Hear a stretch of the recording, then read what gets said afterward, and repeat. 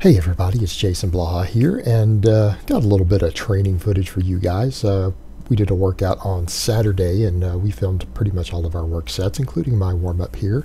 I got Brittany's training in, and I'll talk a little bit about that near the end. Yeah, my warm-up there, pretty funny. I left my hat on, and my bar was hitting the hat, and I realized that probably was not going to work for me. So I pretty much lost the hat after that, realized that wasn't going to fly. Of course, you know me, I have to do something wrong twice before I learn sometimes. So what happens? I put the hat on again for this set of 5. And almost knocked my hat off again, and I just kind of tip it off, I think, myself. So yeah, I think I hit it on one of these reps. Didn't I? Yeah, maybe. We'll see. But, you know, just a little push press there. And, you know, again, a lot of people try to chime in and say, hey, you're not really doing the push press correctly. You're supposed to do a much deeper squat into it. And it's like, that's more than one way to do a push press, guys. And again, you got to remember there are plenty of top-rated strength and conditioning coaches who advocate the way I'm doing the push presses in terms of just a little bit of leg drive, just enough to get the weight started. And again, you still get the benefits of a push press from doing that. Again, as far as training explosiveness, no, you don't get quite as much leg development, but at this point in the game, my leg development is ridiculous, and my legs don't seem to be shrinking, even though I do push presses and deadlifts for them. They don't seem to be shrinking even from all this cardio. So again, getting ready for my final set there. So I did 3 sets of 5 on this today after my warm-up. And yeah, it was a good workout. This last set was a little bit challenging, and that's kind of what I'm shooting for. I like most of the sets to be fairly easy, and usually I like my last set to be around RPE 8 to 9 on my work sets like this, and that's what this was. You know, obviously I'm not using a particularly heavy weight. I can obviously do more weight than this, but 3 by 5 and trying to avoid form breakdown.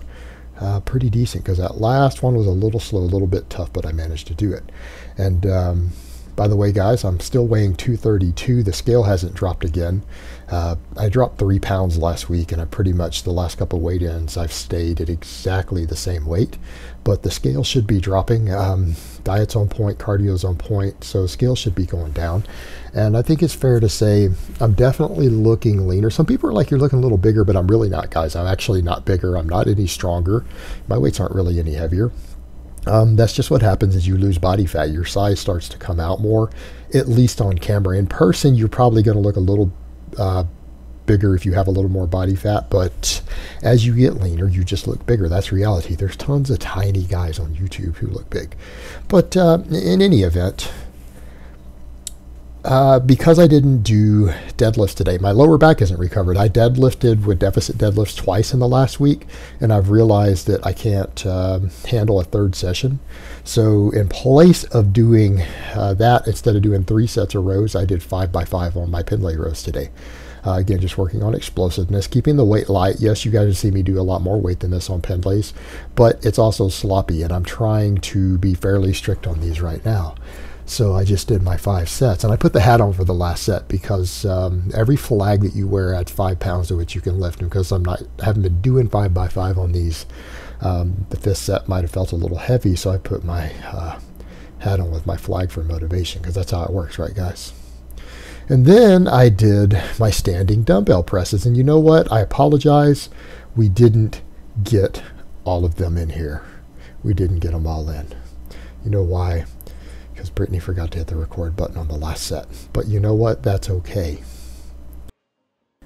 But, you know, I did 3 sets of these. 3 sets. And called it quits, because that's 3 sets of clean and push presses. 3 sets of standing dumbbell presses. That's 6 sets of overhead pressing in one workout. And considering I do this 2 to 3 times a week right now, that's a pretty good number of sets. That's 12 to 18 sets. If I do just this normal workout, I also come in and get little quick workouts in between where I do 3 or 4 sets of just overhead pressing by itself on quick 20-minute stops through the gym. So it all balances out. Really right now, overhead pressing is my biggest focus. I really feel like my shoulders and my triceps are where I really need to put the most work these days. But there you guys go. There's the one we missed. That's the one we missed. I reached over and noticed she didn't have the camera rolling. And you know what? I decided to repeat the first set on video. Why? So that you guys get an accurate representation of what I actually did in the gym. Because otherwise that set we missed was pretty much identical to this one right here. Right? So I might as well just repeat it for you guys so that we actually get the full workout. Right? That everyone wins. Everyone's happy. Well, so on to my lovely girlfriend, Brittany, and her workout for the day. Brittany's workout was pretty mild. Everyone's like, why is she doing lat pull downs? Why are you just having her do lat pull downs and dumbbell overhead presses? She's pretty much detrained. Brittany's had a totally different work schedule lately because she has started a new job, and it's taken up a lot of her time. And she does all of her freelance stuff and all of our socializing and other stuff that she's trying to squeeze in and get everything done. She didn't lift heavy for a month, and now she's totally detrained, totally sore, and so we're having to come in and rebuild everything back up.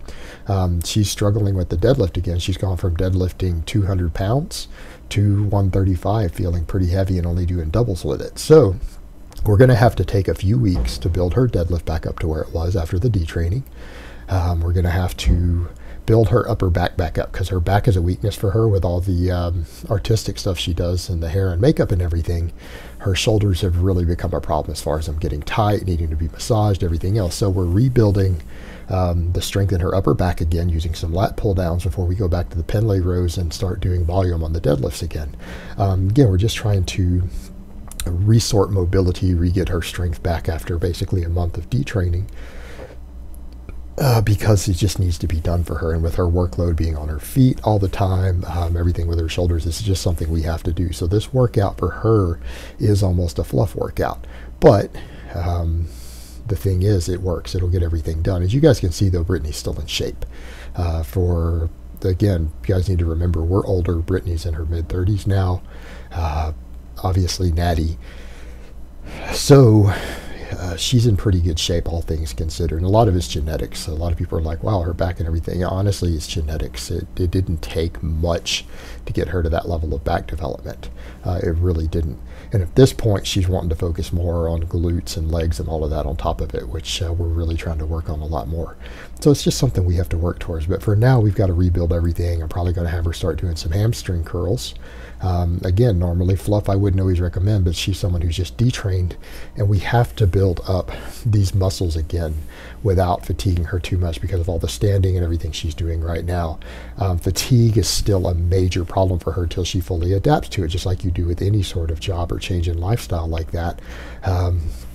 We're going to have to be very careful with recovery, which means we're going to have to minimize axial loading and take these weak points and do things like lat pull downs, hamstring curls, things like that, to get everything back to where we need it. So today's workout for her was very simple. It was just lat pull downs and then some dumbbell clean and overhead presses with fairly light weights.